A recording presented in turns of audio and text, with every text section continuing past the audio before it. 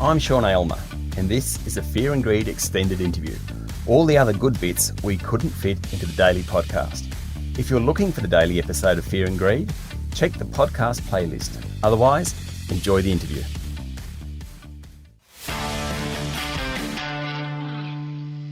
I've spoken a number of times on Fear and Greed about open banking.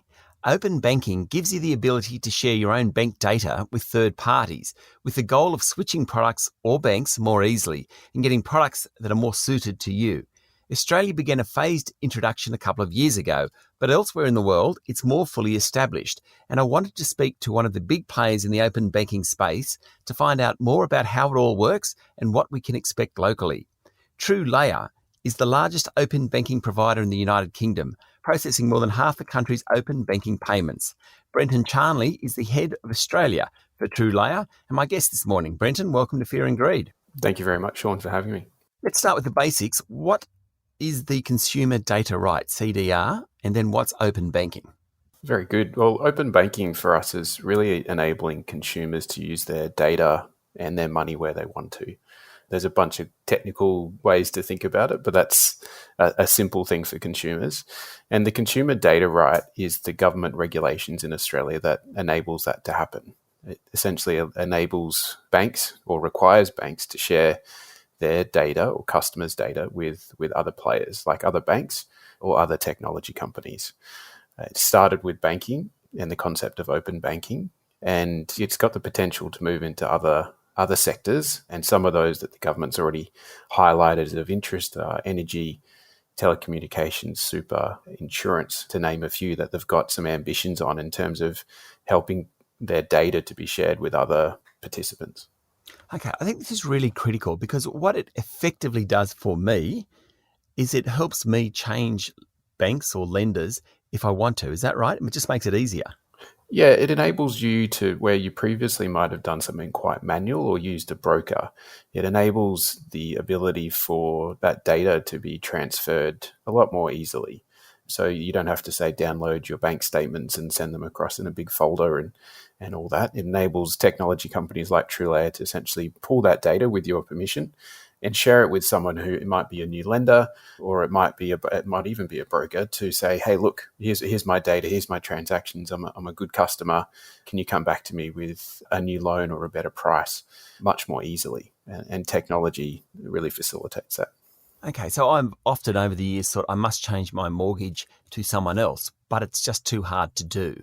And so if I go to TrueLayer, this is solving for that challenge. It does. I mean, importantly, TrueLayer is kind of like the rails or the back infrastructure that enables this to happen. So what we do is we go and connect all the banks into our system. We do kind of the hard work of connecting them all, and then technology companies or lenders or mortgage providers would connect to us.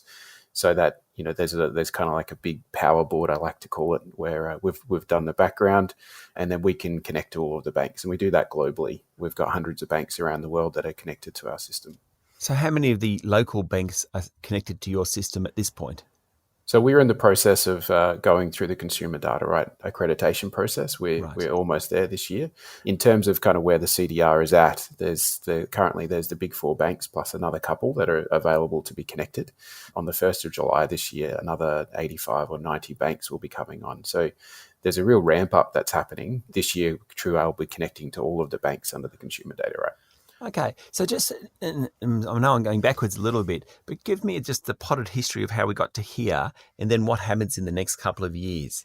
Yeah, so there was a lot of talk about open banking on the back of the PSD2, which is the regulations in the UK, and Australia and the UK have a great relationship with these sorts of things. So there was a lot of conversation between the two, and at the time, Scott Morrison and the Treasurer were very interested in the open banking regulations, and that's where the Consumer Data Act came from, is learning from what the UK did with their open banking system. That turned to a lot of conversation with the banking providers, and to say, is this possible? When can it be done? And there was a lot of back and forth over about 2 or 3 years. And we saw a bit of a delay. It was supposed to go live early in 2020, and it was pushed back to the 1st of July 2020 when we saw the big four banks essentially start providing data through the open banking system.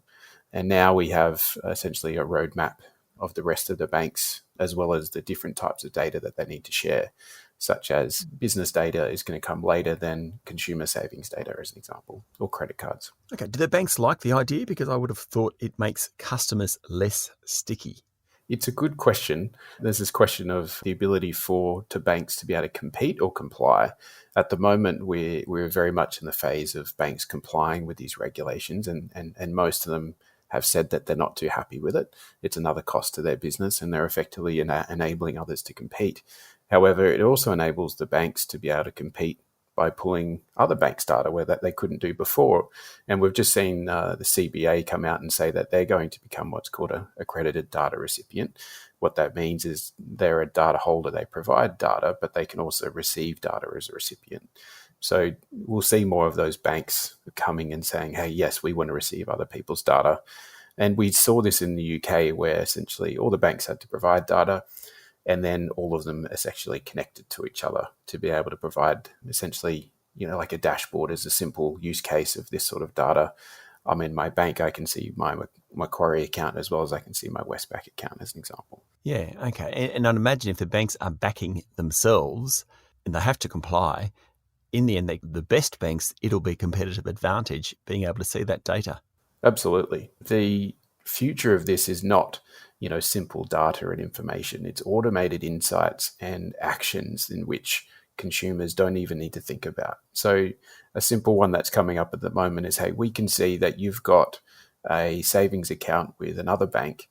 We have a really good rate on that bank at the moment. If you switch to us, this can be your price on that money that you've got in there, as well as maybe we'll give you an incentive to switch.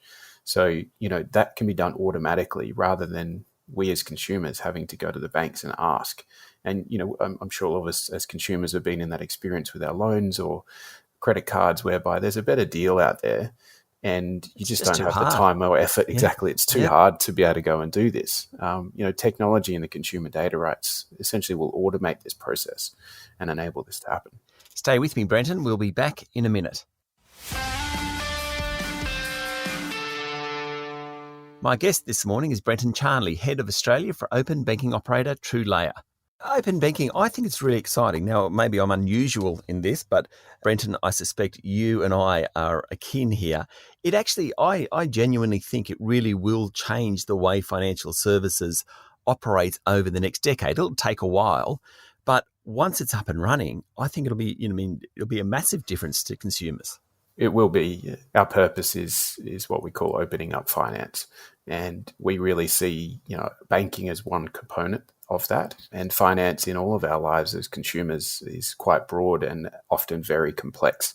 Think around your superannuation or your life insurance, or where you do banking and how do you make payments, how do you manage your direct debits, as an example. All of these are use cases of complex financial services that are happening. And these pipes, or the consumer data right, using the technical word, will really enable for you consumers to have more convenient, easy interactions with these sorts of previously complex things. So an example with direct debits right now, and I had a recent example of trying to update a direct debit and I had to go into the business and fill out a piece of paper. The future of that is I'll be able to log into a little portal. It'll be my portal and I can see all the direct debits that I can see.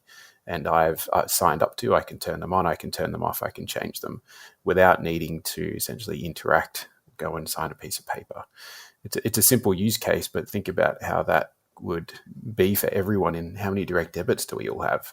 And we'll even being able to see them all because you forget what you've got. Yeah, absolutely. And one of the most exciting use cases that we as TrueLayer are powering is the future of payments.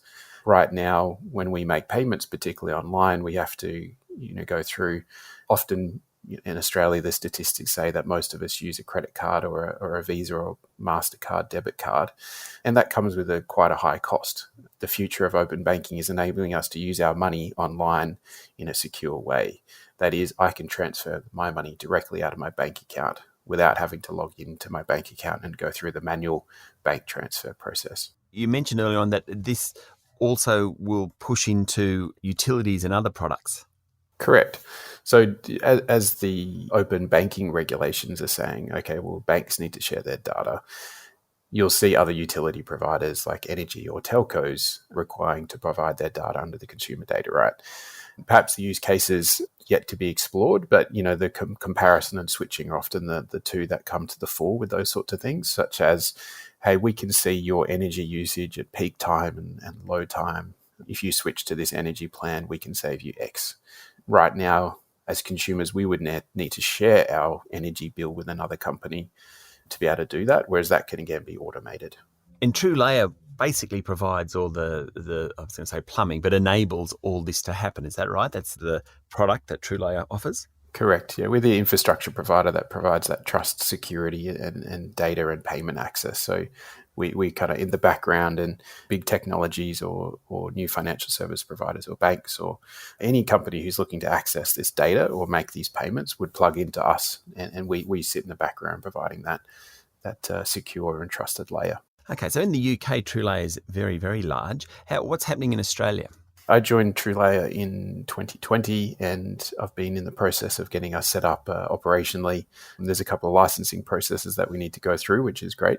We need to go through this process. And so that's where we're at, and we're soon going to be connected with all the banks, and we'll be able to start facilitating those transactions and data sharing. So the Australian operation is a subsidiary of the UK business? Correct. But we do very much, as a global company, we've got global clients. We don't really see ourselves as like a, Australian company or a UK company. We really are one global business. And that's because our products are, whilst they're distinct by regulation, they are very simple. So a key value proposition for TrueLayer is a big global company would integrate us once and they would be done. So as we move across different geographies and provide different services, there's not much else that they need to do. So it's really simple for these big companies who operate in different markets, as opposed to having to plug in or plumb in different service providers in different markets. So your main customers, businesses or individuals? Businesses, yeah. Individuals won't consume our business. They don't come to us, but large and small companies come to us. We have the services that enable people to essentially join our website, sign up with an account, test the services using our APIs or kind of the connectors, and then they can essentially upgrade that account and go live. The bigger customers, of course, big tech companies, it's a little bit more involved than that, but essentially it's an easy onboarding process. We'll be back with more in a moment. I'm talking to Brenton Charnley, Head of Australia for open banking operator TrueLayer. So TrueLayer is backed by major investors, and so clearly there's support for the shift towards open banking, and they can see a return in it. Absolutely. Yeah, we're seeing, not just with us, but a number of our kind of key competitors around the world, a lot of institutional investors. And there was a notable big credit card company who made waves recently around one of our competitors getting into this space. And we're seeing a number of VCs around the world really look to the value of open banking as the future of financial services. We fortunately have just closed our recent capital raise, and we're welcoming a new investor to our cap table together with a number of our existing investors. And that's a VC fund out of the US called Addition. They're very well known in the market, and it's great to see and wonderful to see them join the TrueLayer investor group.